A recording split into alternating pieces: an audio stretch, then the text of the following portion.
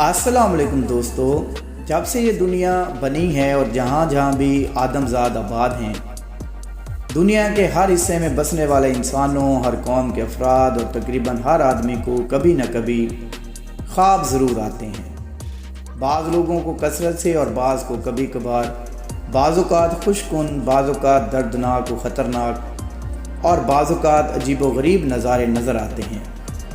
बाज़-औक़ात मुर्दा बुज़ुर्गों, अजीज़ों और दोस्तों से मुलाकात और गुफ्तगू होती है। चुनांचे नींद के आलम में जो हम वाक़यात और हादसात देखते हैं, इसे ख्वाब कहते हैं। ख्वाब के मुतल्लिक़ तमाम रूए ज़मीन और आलम इंसानी में दो किस्म के नज़रियात पाए जाते हैं।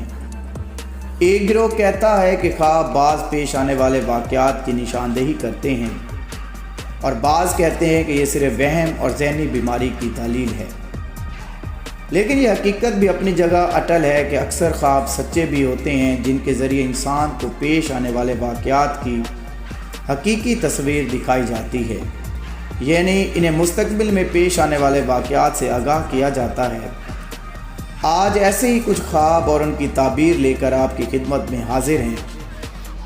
मगर जो दोस्त इस चैनल पर नए आए हैं, उनसे गुजारिश है कि चैनल को सब्सक्राइब कर दें और बेल आइकन का बटन दबा दें, ताकि आपको हमारी हर नई वीडियो का नोटिफिकेशन मिलता रहे। तो चलते हैं आज की वीडियो की जानिब। आईब्रो घने देखना।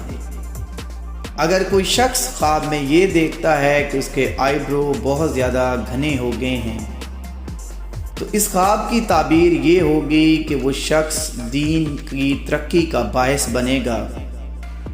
वो शख्स इल्म हासिल करेगा और उस इल्म से बहुत से लोगों को हदायत और नसीहत करेगा। आईब्रो खमदार देखना। अगर कोई शख्स ख्वाब में ये देखता है कि उसके आईब्रो खमदार हो गए हैं, तो इसका मतलब है कि उस शख्स को एक हसीन व जमील औरत मिलेगी और वो शख्स उस औरत के साथ हमेशा खुश रहेगा और उसके साथ से दिल शाद होगा।